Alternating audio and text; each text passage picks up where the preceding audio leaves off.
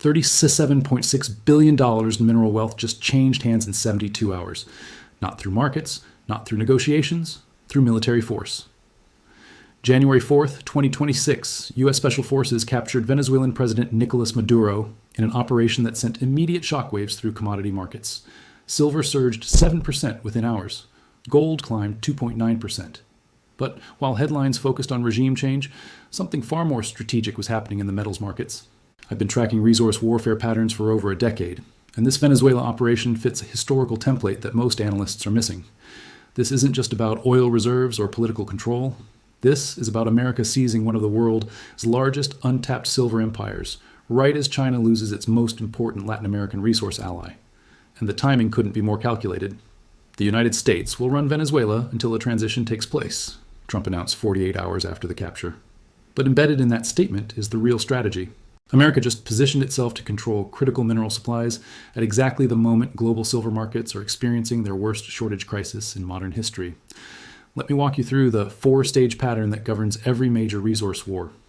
Stage 1, strategic identification. A major power identifies critical resources controlled by hostile or unstable regimes. Stage 2, pressure escalation, economic sanctions, diplomatic isolation, proxy conflicts build pressure. Stage 3, direct intervention, military action secures the resources. Stage 4, integration and control. The victor incorporates captured assets into their strategic resource system.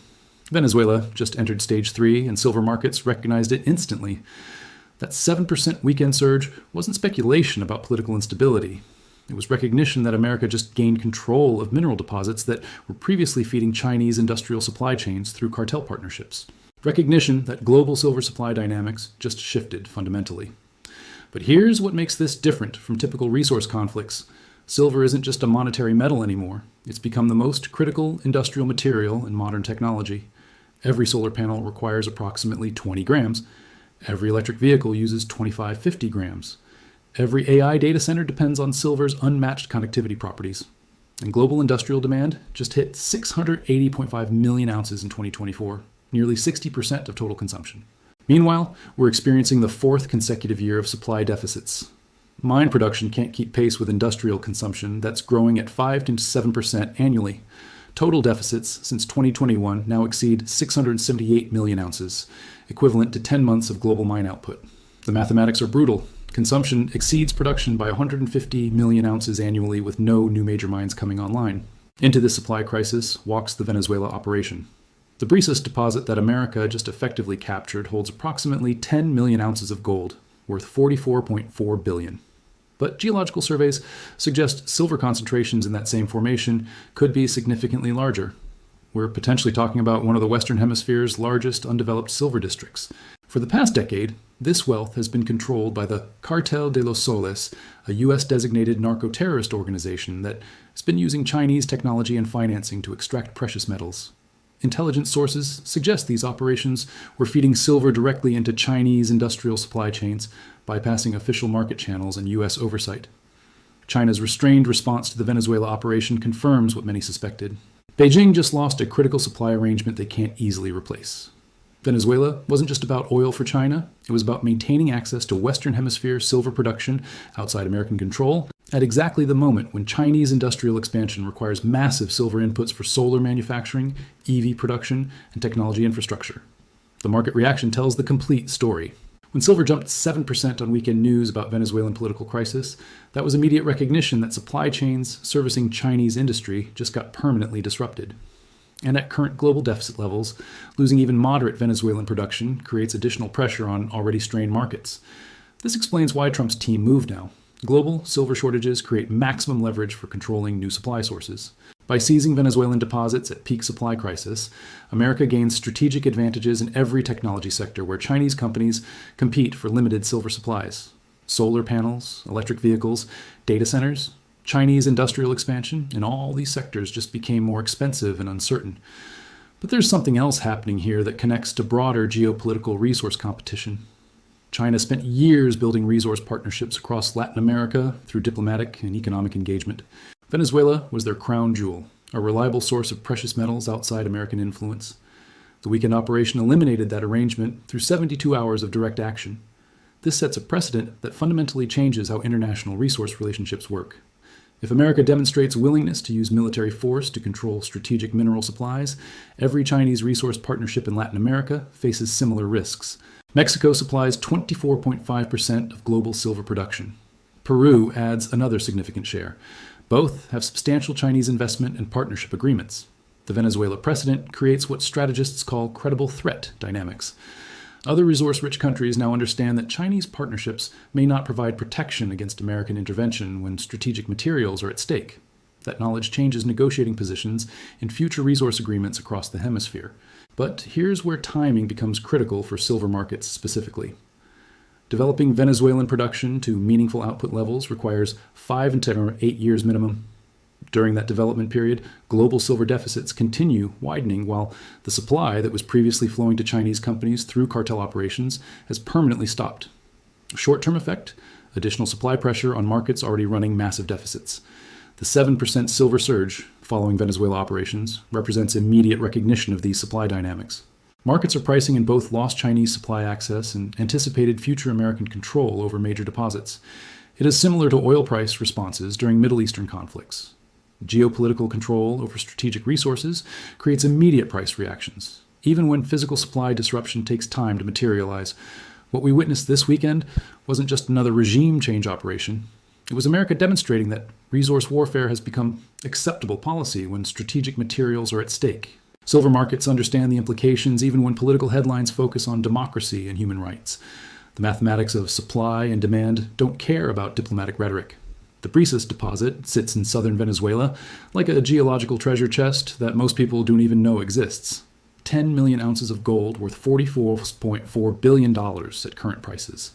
But here's what the mainstream coverage misses. The silver concentrations in that same geological formation could dwarf the gold value by orders of magnitude. Let me explain what America actually captured this weekend. Gold Reserve Limited, the company that originally owned these deposits before Venezuela seized them, has been fighting to recover assets that represent one of the world's largest undeveloped precious metals districts. Their technical surveys identified reserves covering approximately 26,000 hectares. That's massive even by international mining standards. But here's where it gets interesting. For the past decade, these deposits haven't been sitting idle under government mismanagement. They've been actively exploited by the Cartel de los Soles using Chinese technology and Chinese financing. This wasn't random criminal enterprise. This was sophisticated resource extraction designed to feed Chinese industrial supply chains while bypassing American oversight entirely. Intelligence sources suggest the cartel operations were producing far more silver than official Venezuelan statistics reported. Using Chinese processing equipment and guaranteed purchase agreements, substantial quantities were flowing directly to Chinese manufacturers without appearing in international trade data. While Venezuela's official silver production remained minimal, the actual extraction through cartel operations could have been significant enough to impact global supply balances. The geological surveys tell the real story about what America just gained control over. The Brisas Formation contains what mining engineers call a district-scale precious metal system. That's technical language for mineral concentrations, so large they can supply industrial demand for decades. Conservative estimates suggest silver reserves that could yield 15-20 million ounces alongside the gold. But those estimates were done with 2000s-era exploration technology. Modern extraction techniques and comprehensive geological mapping could multiply those numbers significantly. Chinese companies certainly believed so. Why else would they commit to long-term financing arrangements with a narco-terrorist organization? The risk-reward calculation only makes sense if the potential reserves are genuinely massive. This explains the market reaction better than any political analysis. Silver surged 7% because industrial users immediately understood what happened. A major source of supply that was feeding Chinese manufacturing through cartel operations just came under American control. And at current global deficit levels, 150 million ounces annually, losing even moderate Venezuelan production creates immediate supply pressure. But there's a strategic dimension that goes beyond immediate supply disruption. Chinese industrial expansion in solar panels, electric vehicles, and data centers has been partly enabled by secure access to Latin American silver through arrangements like the Venezuelan cartel operations. These supply relationships allowed Chinese manufacturers to compete effectively against American companies for global market share in technology sectors. The Venezuela operation eliminates those Chinese advantages while potentially giving American industries preferred access to the same resources. That is not just military victory, that EU's industrial strategy, designed to shift competitive balances in technology sectors worth trillions of dollars annually, China's restrained response to the Venezuela operation confirms they understand exactly what they just lost. Beijing can't meaningfully retaliate without triggering broader conflicts they're not prepared for. But they also can't easily replace Venezuelan supply sources that took years to develop through cartel partnerships. The broader implications extend across all Latin American resource relationships. Mexico supplies 24.5% of global silver production. Peru adds another substantial share. Both countries have significant Chinese investment and partnership agreements in their mining sectors. The Venezuela precedent suggests America is willing to use direct intervention when diplomatic or economic pressure proves insufficient to control strategic mineral supplies. This creates fundamental uncertainty for every Chinese resource partnership in America's hemisphere. If military intervention becomes acceptable policy for controlling strategic materials, traditional diplomatic and economic approaches to resource security become inadequate. For silver markets specifically, this means supply chain disruptions that could persist for years. Developing Venezuelan deposits under American management to meaningful production levels requires 5 to 8 years minimum. During that period, the silver that was previously flowing to Chinese companies through cartel operations remains unavailable to global markets while new legitimate operations come online. The mathematics are unforgiving. Global silver deficits, already running at 150 million ounces annually, just got worse. Industrial demand continues growing at 5 to 7% yearly, while mine production remains flat. Venezuelan supply disruption, even if temporary, adds additional pressure to markets already stretched by 4 consecutive years of shortages. But here's the strategic calculation that explains timing. America moved when global silver shortages create maximum leverage for controlling new supply sources. By seizing Venezuelan deposits at peak supply crisis, the U.S. gains advantages in every technology sector, where Chinese companies compete for limited silver supplies. The 10 million ounces of gold everyone's discussing? That's just the visible part of what America captured in southern Venezuela. The silver potential in those same deposits could reshape global supply dynamics for decades, and China just lost their most important source of Western Hemisphere precious metals outside official government channels. The timing reveals everything about Trump's resource warfare strategy. Silver markets just recorded their 4th consecutive year of supply deficits, totaling 678 million ounces, equivalent to 10 months of global mine production. Industrial demand hit 680.5 million ounces in 2024, representing 59% of total consumption. Into this supply crisis, America just seized control of potentially massive Venezuelan silver deposits. This isn't coincidental timing. Trump's team added silver to America, his critical minerals list, in 2025, the same strategic classification as rare earths.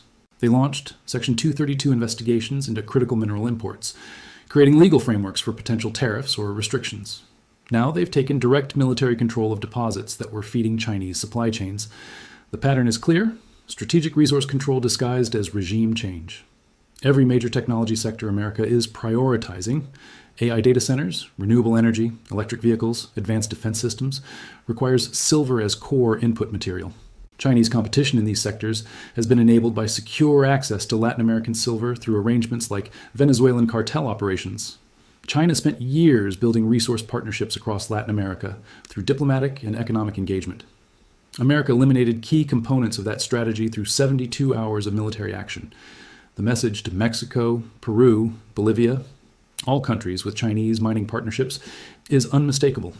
Align with American strategic interests or face potential intervention. Beijing's restrained response confirms they can't meaningfully retaliate without broader conflicts. But they also can't replace Venezuelan supplies quickly enough to avoid industrial supply disruptions. The resource warfare precedent.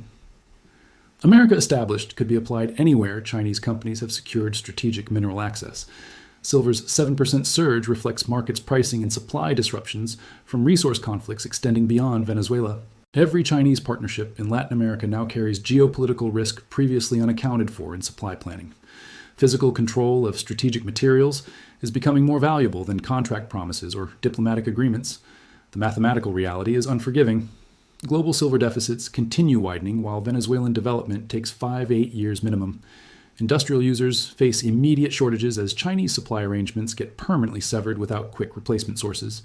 America just demonstrated that military intervention is acceptable policy for securing strategic mineral supplies. Silver markets entered a new phase where geopolitical control matters more than paper promises.